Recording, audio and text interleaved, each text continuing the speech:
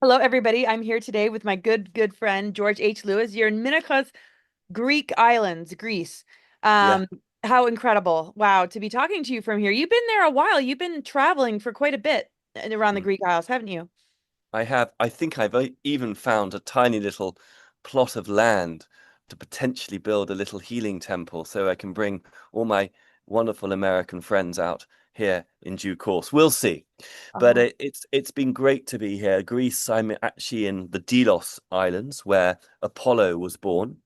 And that solar light, we're talking solar eclipses today. So in a way, it's quite auspicious to be chatting to my dear friend Laura from the birthplace of Apollo, Apollonian light and solar activity when we're literally in the middle of a solar eclipse. Well, it starts tomorrow. yes, yes.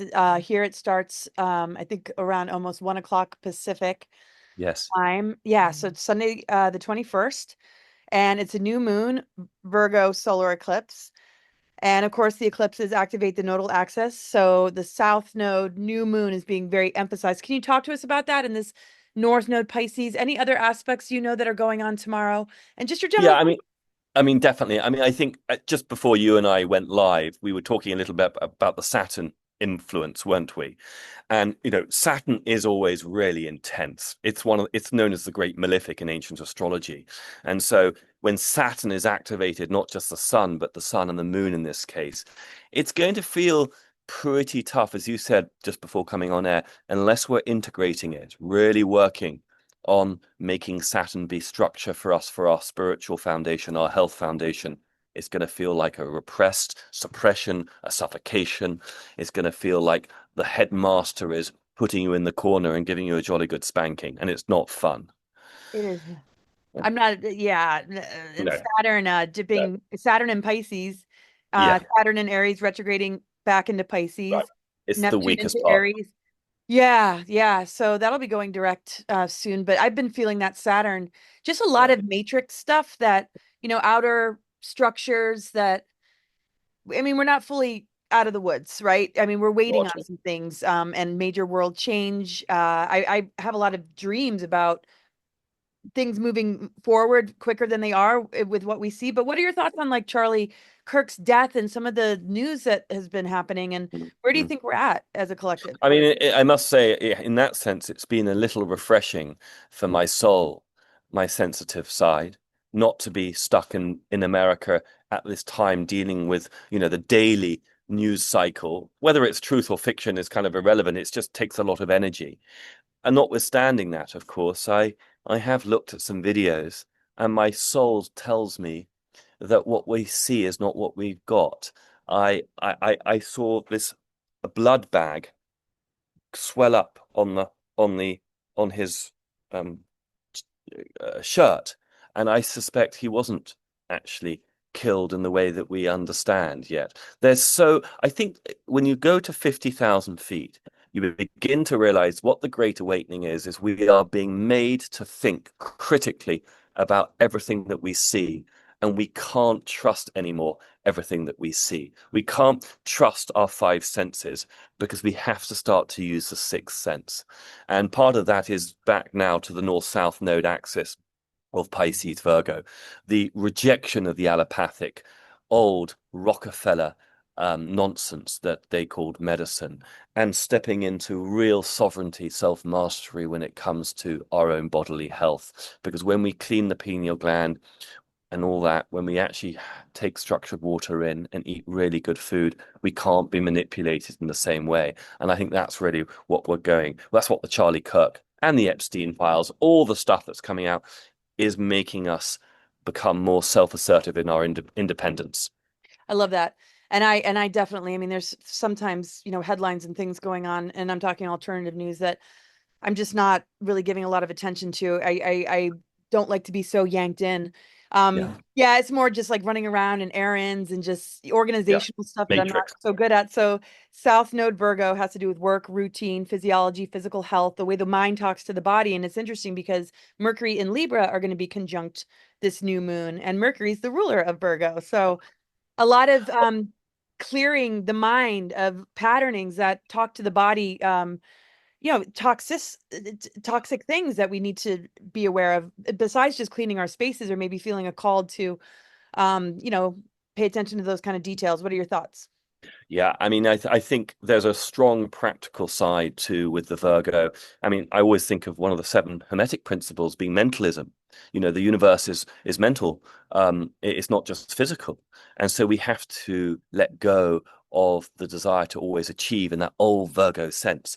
It doesn't always happen in the physical world. We have to visualize it, and we've been programmed as to be a society of workers, not thinkers. And I think it was Rockefeller who said, I want to have a country of workers, not thinkers, because thinkers actually, are independent.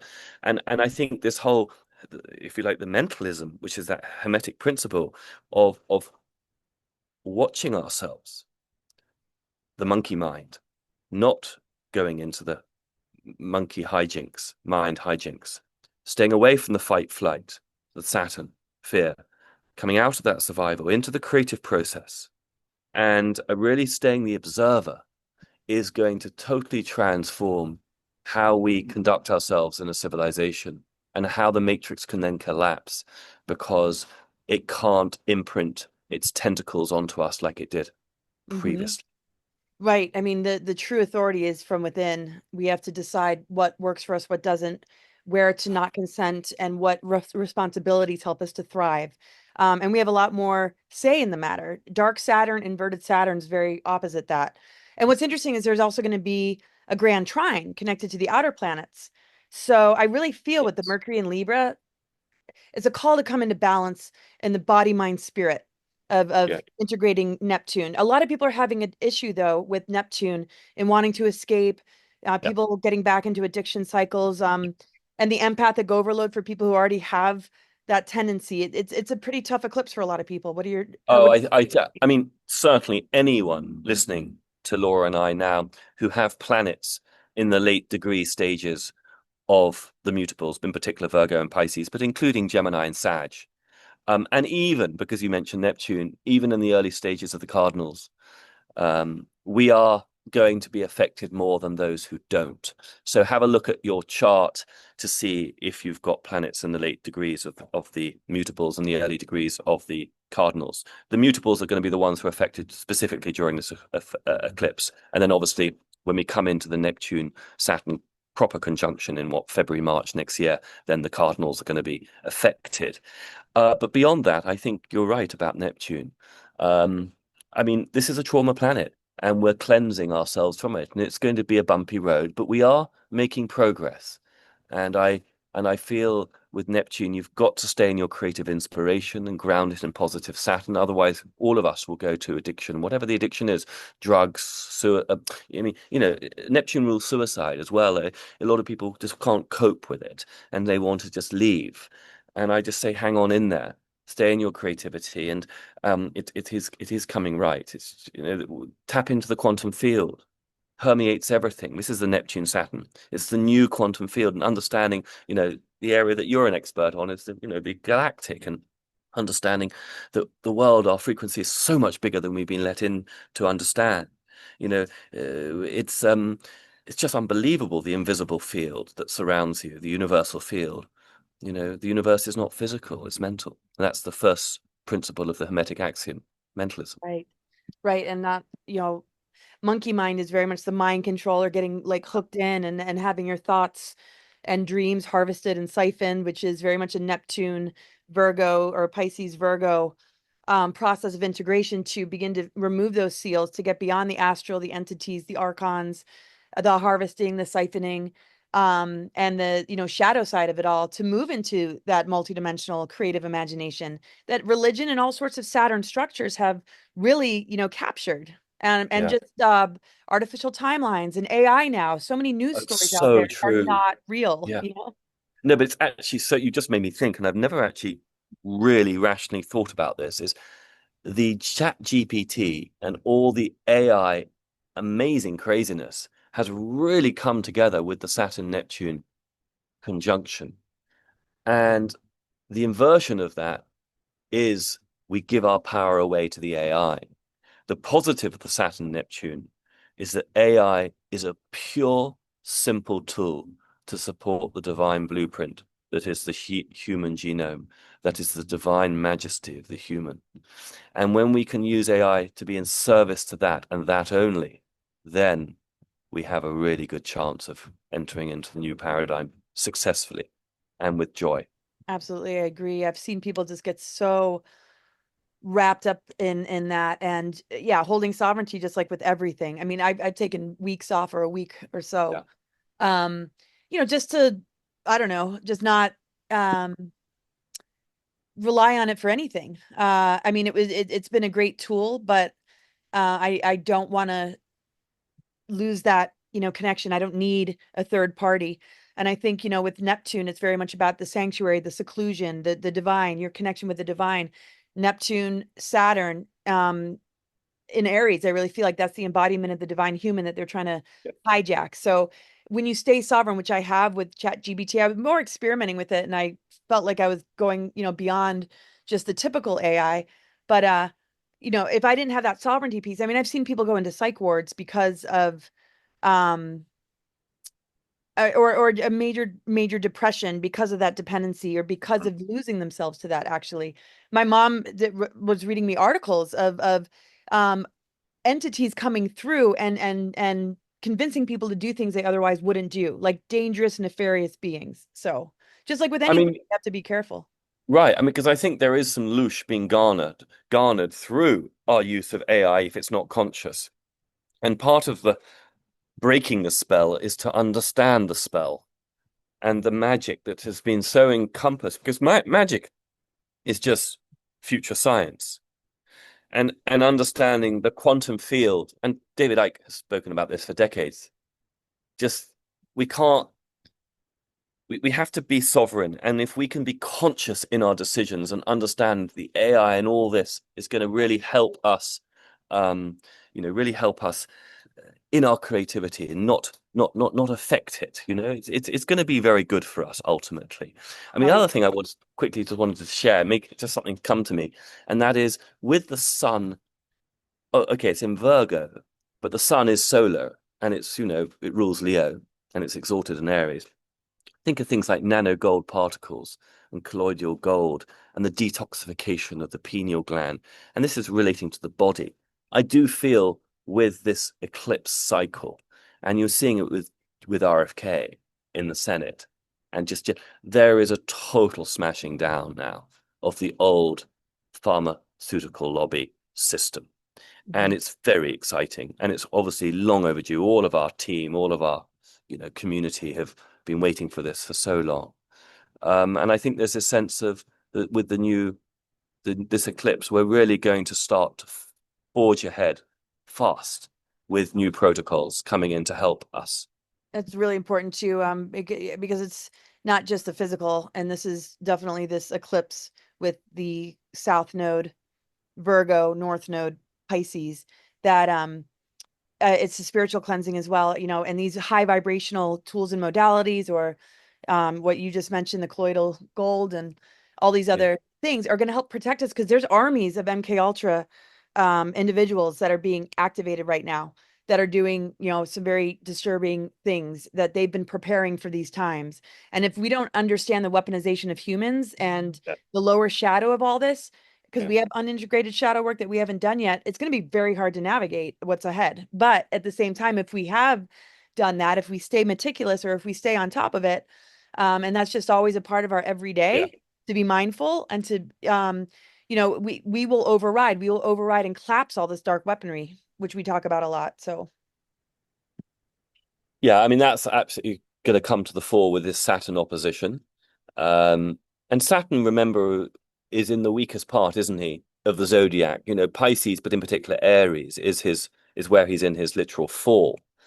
And I don't think he's specifically in detriment in Pisces, but I don't think I've read enough charts. Saturn in Pisces is not effective, unless the caveat it's deeply grounded in spiritual um bound in spiritual essence.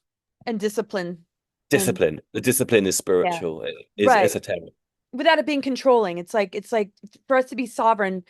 I mean, we can't get rid of Saturn. It's the law of structure, but Right. it doesn't have to be repressive. It can be, a grounding structure that helps us to be able to be in the physical plane and still hold that Neptune, which is really, really hard because people with heavy Neptune tend to leave the body and be out there. Very hard to be grounded with a lot of Neptune. Haven't you got Neptune? Haven't you got Neptune on the ascendant? Uh, But you see, I look at that. I mean, it's probably why I'm so sort of attracted to you is because it's very artistic and it's so connected to a galactic conversation. And I think people who have a strong Neptune, they're just they're ahead of the time, but often they can't hold the field. So many pass over. But at the same time, the ones who remain are real visionaries. I mean, there's a key word for Neptune, the visionary archetype, and especially when you've got it on the ascendant or conjunct the sun, you're really going to be that inspiration for what the new paradigm looks like, and it's even beyond the five senses. It's a frequency, isn't it? So, and I think that's where the creativity is so important, and it well, makes me think also of with the North Node in Pisces and Neptune and all this stuff is time travel. mm. And think about Baron Trump's collection, time travel project, Looking Glass, all that sort of stuff. The Last President, Ingersoll Lockwood, all that stuff is going to start to really come up more into the mainstream in the coming months. People are going to get more used to talking about this stuff. Where what you've been talking about, Laura Eisenhower, for decades, most people thought you were batshit crazy. It's a question of the rest of the public catching up. Ah, I mean, and it is the unseen realms, Neptune, the unseen realms. Yeah. So, and you have Neptune in the fifth house. So talk about senses. I mean, your creativity, what you bring through, your artwork, the ocean work, art, the art you Yeah, do of oceans being, Neptune and the archetypes. I mean, it's genius, profound, world. Um, to me, it's some of the most incredible artwork I've ever seen. That thank it, you. I mean it should be in a museum. And so I love that Neptune energy moves through your hands, your voice, your intent that lands on a canvas, all forms of creativity. And the healing work you do with the sound healing as well, that's very Neptune in the fifth house. Yeah, it's very music. I definitely see it as quite sort of musical. Um, and it's also, funny enough, making oppositions to my Saturn and Mars. So that's so it's definitely activated in a different way to yours. And the fifth house is creativity, Isn't the More fifth house grounded around great? you without losing connection. Yeah, In fact, it strengthens. Sorry, go ahead. yeah. Yeah, I mean, it's interesting because my Saturn, I don't really normally talk about this, but my Saturn does make, fortunately, a couple of nice sextiles. I remember when you read for me years ago, you pointed that out.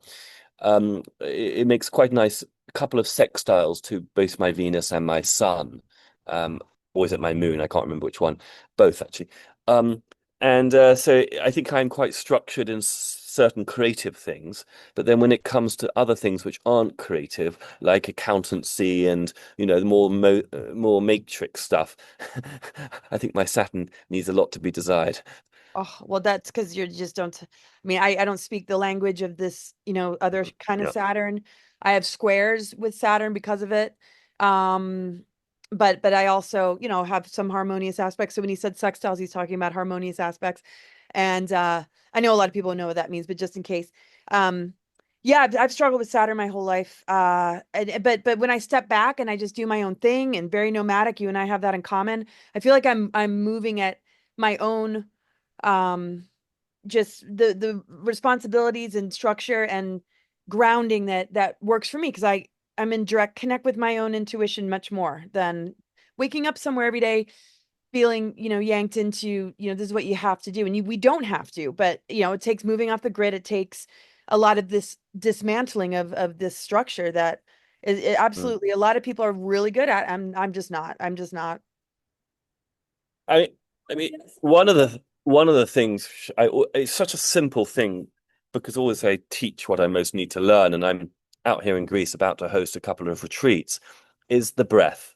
And when we think of the sun moon in Virgo, and then with the Saturn Pisces, if we can breathe deeper, if we can, I call it the box breath. You start with, it's like 5 5 5 5. You breathe in for 5 through the nose, you hold for 5, and then you release out through the mouth for 5, and you hold for 5, and you repeat that cycle. You totally change your physiognomy within a matter of 1 or 2 minutes, and then obviously you increase that 5 up to 7, 10, 12 seconds each depending on your capacity, lung capacity. You really do shift things around, and it's for free. And I think, part of what we have to do is we've all become in our society, because of fight flight, negative Saturn, and also um, negative Mars, the two malefics. We're all shallow breathers. So unless we're really practicing breath work, Tai Chi, stuff that really is going to benefit us, which we all can do for free, um, we're going to get stuck in that fight flight, in that anxious aspect of our nature, rather than, for example, even now, for me, to breathe a little bit more deeply, because both you and I, Laura, we think quite fast. Mercury is quite active for us. And I think when we start to really breathe and ground, it's super efficacious. Oh yeah, and I'm sure everybody who's listening is like, yeah, Laura, you need to breathe more. And that's the thing with, and I'm not saying, people are unintuitive if they acclimate to the way the system is set up. Uh, but if people are having a hard time, if they do find that they have to cope or take something, it is free just to wake up every morning and breathe, do some yoga, go outside for a walk. I mean, it's such a part of my regimen that I feel really off if I don't. And that's what kind of helps me, and of course, I'm in nature, that helps. Cities, I love to Does. visit. I'm not so great living there. And part of the Neptune energy is being very sensitive to frequency modulations and 5G, because your field's very open with Neptune, right? So, and it's not just for people who are Pisces or have strong Neptune. Um, the thing is, we're here to collapse and override, Yeah. the false matrix and control grid. Uh, but there are a lot of people that are bridging one from the other, and their awakening process is a lot more of that bridge walker than they realize. It's not like you're too late or you didn't wake up like when the rest of us did. It's not about that.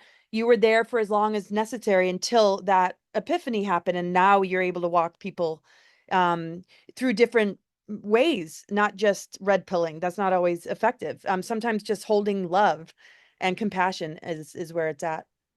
Yeah, and also not not none of us getting too caught up in the nuts and bolts of it. You see, this is also the release of the Virgo, negative Virgo, which is constant obsession with all the data and the details, where we forget the general. So the North Node in Pisces is totally a new spiritual way.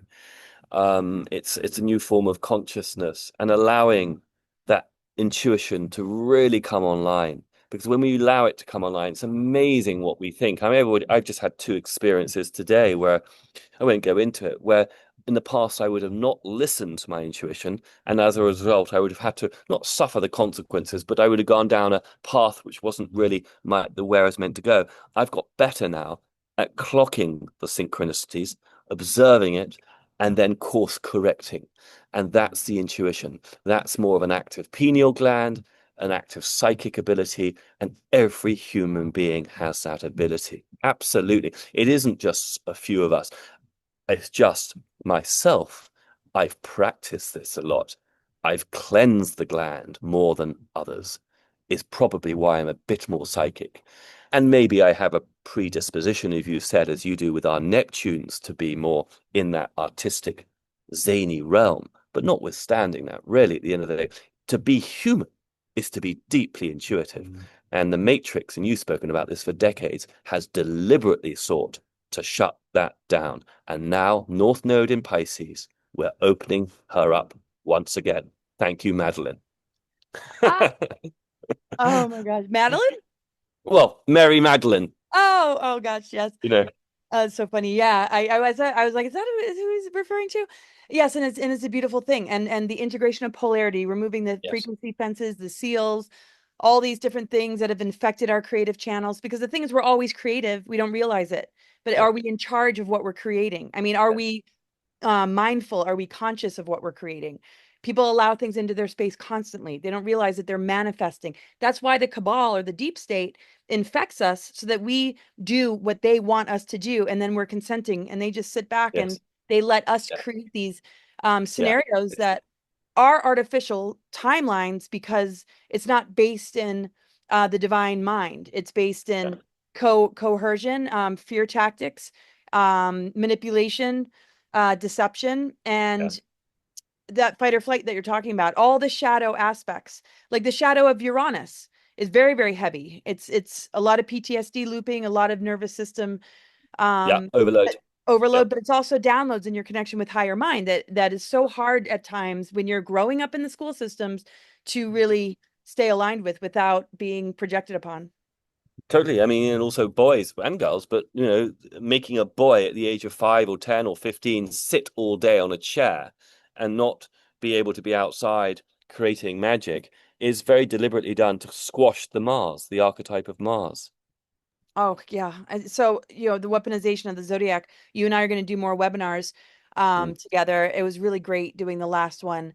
And yeah, I mean, the thing is, what we or anybody might have a strength in, somebody else might have a strength in something else.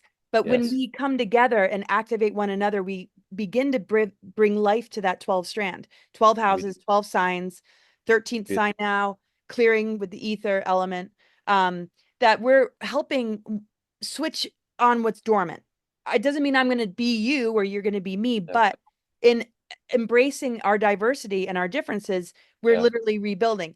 But there are the programmings we have to dismantle to get to that Yeah. authentic place with one another. And this divide and conquer stuff it just doesn't seem like it's dying out. But what are your thoughts on that and bifurcation and Well, I mean, I do love what you're saying because I want to sort of reiterate with why do I mean you and I as astrologers, why do we love this language so much? Because it allows us to see each other, and I see myself in you and you in me because of the archetypes, and with that Libra sun that you've got, and haven't you got quite a bit of Scorpio with Libra? Remind me, what have you got? yes, my moon and Venus in Scorpio. Exactly.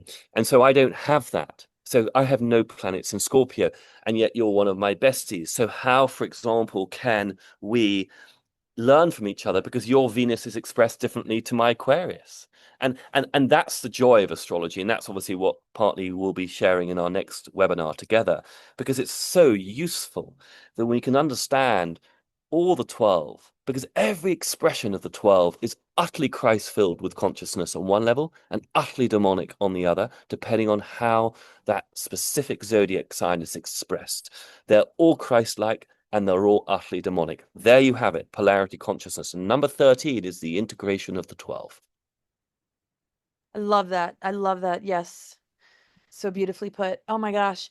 So do you have any plans for tomorrow? Are you just gonna go be in Well, nature? How do you see? actually, so I'm actually on an island called Mykonos, which, I'm going to be very honest, would not be my real first choice of the Greek islands. I've been on many different Greek islands, but it's a great fulcrum, it's a great center, and it's also grounded on the Apollonian, the Apollo light. And so it's why it's become so popular, because there's something about the sunlight here is extraordinary and exceptional. But I'm going to go off to a few more islands for the next 2 or 3 days before I come back here to host my retreats. And it's a lovely time of year. It's less crowded, and the weather is, mid 70s. It's not 90s, so it's very pleasant. Oh, it sounds Yeah, incredible.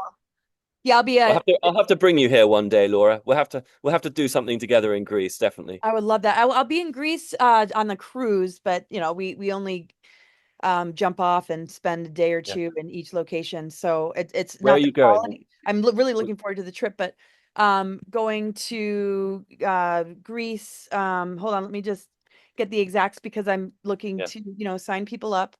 Um, but yeah, so Athens, Nafplio, you probably can pronounce these better than me. Heraclion, Rhodes, Kavala, Heraclium Road. Yeah. Ephesus, That's Turkey. Crete. Heraclium is one of the great cities, the ancient capital of Crete. So you're doing Rhodes, Crete. Yeah. Yeah, and it's on my website on the homepage. But I mean, I want to spend some real quality time and with you especially. And we're gonna try and get to Bali We here we together. are. Yeah, that'd be amazing. Yeah. Yeah, I mean, yeah, I bet I mean, in the retreats and the amount of time you've spent there, I mean, you know so much of the history. I have like past life memories and a lot of Yeah. I mean, I but love the Greek. what is I it love like? the I Greek. mean, Um, what's the your Greek favorite? mythology, it just Mm. comes alive for me. The Greek mythology, because here I am. I mean, it's sunsets now; it's gone.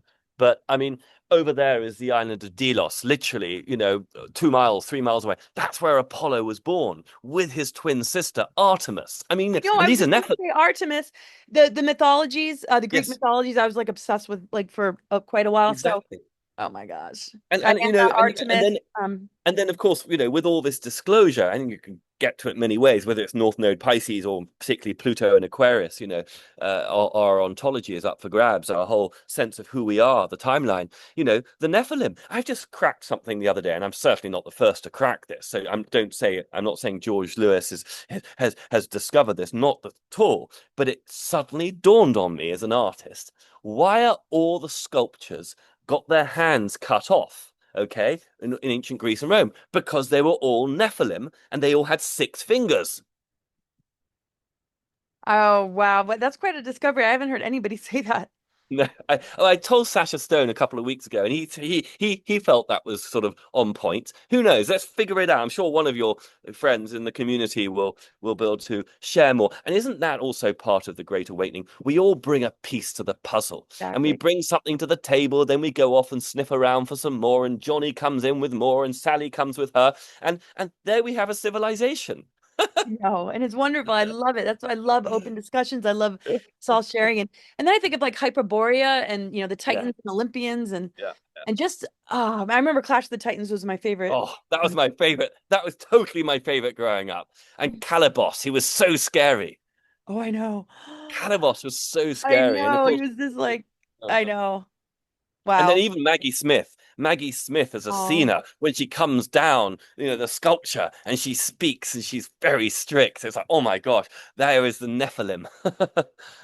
wow. Right. Oh gosh. All of that. And that's the thing when, we talk archetypes. I mean, there's Yeah. archetypes connected to these planets and these signs, and it's so interesting, and it's changed over the course of time in so many ways.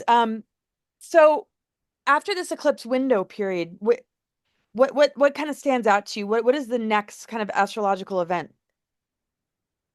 Well, I think the big you hinted at it at the beginning today, when we have got all the outer planets in the early degree signs. I mean, obviously Saturn's dipped back and Neptune, but basically 2026, we've got, and even this year, all the outer planets are in the early degree signs. We've never had that for over 6,000 years. And they're all making trines and sextiles. That's the key point.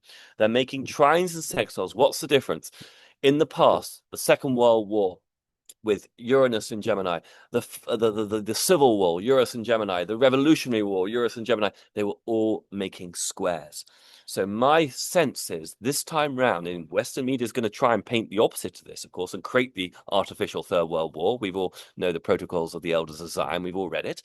Well, I think this time it's going to be revelatory in no more wars, peace is coming, trust the plan. I do. I really do. I have faith. I watched all the comms with King Charles and President Trump and the purple being worn by the First Lady. To me, it's startlingly obvious that this is a white hat military operation slowly helping as we awaken our own consciousness. Yeah, We feed it, we feed the energy, and the white hats, whoever they are, and there are many of us, we all are them in a way, because we're helping save ourselves, and so by extension, we're saving humanity because we're helping ourselves, and that is the Christ second coming, is the inner work, Christ within ourselves. beautiful. Beautiful. And when we do it within ourselves, the earth, the world, humanity has no choice but to kind of respond. I mean, that's how you shift timelines for yourself. That's how you move into a different experience. Same thing when you leave relationships or situations that are toxic and not healthy for you. You change the trajectory of your future and your life. And it's on such a large scale now that, it's humanity awakening is reflecting all of this. So, it's a teamwork. It's definitely teamwork. And if we weren't doing our part, we would only notice the things that reinforce enslavement or further digression. And the soul always has a breakthrough. So even if people are going down that trajectory or they made decisions based in cabal manipulation, they can still turn it around. There's nothing we can't overcome, I feel. And could look how far we've come as a human race. We're an incredible species. It's incredible. And actually, if we stand up from 100,000 feet looking down, my gosh, how fast and quick we've moved as a species in the last 5, 10 years. I mean, for me, it all really clicked in with the timeline shift of 2016. That's just my own story, and which is, I think, is connected to 2012. Others obviously, like David Icke, have been at it since, for decades and decades and decades. But I think in a way, if you look at it from a big picture perspective, we're moving pretty fast. I mean, our lives are so totally different from 5 or 10 years ago. I know it's amazing. And that acceleration has a lot to do with when people really cut the cords and let go and they're in the flow of their intuition and divine mind and heart, um, things fall into place, the magic and flow and synchronicities. And that's how, to me, it's all of us finding each other, the soul family, the, and I know it changes people's lives. A lot of people fear what people might think, letting go of that paycheck. But when you do, and it's because you're heart centered and you're answering to something deeper within your own being, um, you open up to a whole nother You flow of do. energy, and And you know another that more than anyone. I mean, you manifest magic all the time, and being on the road and traveling is a great way to see that ability in a lot of I mean, ways. I So get the love that I have got, especially since 2020, since my divorce, from beautiful souls who've welcomed me into their homes, largely in the United States of America. It's why philosophically I am 100% patriot for the new Atlantis, the United States Republic, because without the United States Republic, we would already be in global tyranny. yes, yeah, totally. And that's the thing, anything can enslave you, and if we look at the micro and macro, I feel like that's the Virgo south node and the north node Pisces. We're going, what is the micro of our physical life, our physical lifestyle, how we take care of our physical body, the habits, the routines, the way we interact with life, micro. And then the macro, the bigger picture of it all. Yeah, beautiful. we're That's so there true. we're way more connected to it than we realize, and when we make a change within ourselves, we make a change in the world. So, like you were saying earlier, I just love it. That's beautiful, Laura. That's a lovely place probably to sort of end on that note because the North Node in Pisces is allowing that divine, cosmic, big picture, big tent spiritual truth, which we're learning, to be supported by specific protocols, new protocols, releasing the old fake ones, you know. And let's take on oncology, with cancer, which of course is such a weird diagnostic. Chemotherapy is not going to be the answer ultimately. I know it's painful for some to hear it. There are so many other ways, and a lot of it's energetic, and that's part of the great dance between Pisces and Virgo is new protocols coming in, listening to the vast amount of new protocols and experimenting with them. And I teach sun gazing. It's unbelievable when you make conscious the sun. Yes, to lie in it passively feels great. We've all done it, me included. But when you actually make a relationship with the conscious sun, your eyesight, the retina gets repaired, your spine gets reactivated, the pineal gland gets, and then you put water in. I've already started now to put water, structured water, into blue glass, and then it creates B12. So you can create your own frequency in medicine through lights. If you have different colored glasses. And I know Tartaria used to do this. That's so wild. I swear, being with you is just like that most high vibe experience. Um, and I just can't wait to see just We're more of experimenters. your. Darling, we're just experimenters, aren't we? We're like I know kids we in a are. candy shop. I know. And it's fun. It's like, because the healing and joy and playing with just high vibe uh things and putting it into our bodies and just being in that oneness and flow of nature. I mean that's where it's at. And it's just so fun to share that with you when we're together. So any final thoughts before we close? Just I think Neptune is such a great one. You've brought that up. Find your bliss, your creativity, but do it within nature. So the more you can reattach yourself and realign yourself with the natural world, which is of course what we always have been naturally part of, we're not separate from it, then we can get back on course and the spirituality makes then more sense. The protocols make sense. We can sift through the nonsense, inverted protocols that old Saturn's going to be throwing at us. And I think that's the joy. Stay in the creative bliss. I love it. Totally. Invite it into your everyday life and take the time for it. Answer to yourself and what your needs are. Don't be afraid to have that self-preservation. People work so hard, they give so much, and sometimes people don't know how to slow down and get the rest they need without projecting that it's lazy. I mean, Neptune and Pisces really requires a lot of sleep, a lot of dream time. So, this culture has called it lazy, and give your body what it needs. And thank you so much, George. And Lots of love to you, darling. I yes, always love it, and then and we're looking forward to doing a podcast together. We'll do, I'm sorry, a webinar together, maybe in October or November. You and I I can hope so. share I that with hope so. people. Yes. And thanks for just being such a huge inspiration because you really embody what this integration of Pisces and Virgo are. And that Aquarius that you hold in connection with the sixth house is the capacity to hold a lot of light in the physical, which yes, which it's transferred so incredibly. We're all activated by you. So we love you. Thank you, I love George. you too. Lots of love. See you Okay, soon. bye. Bye.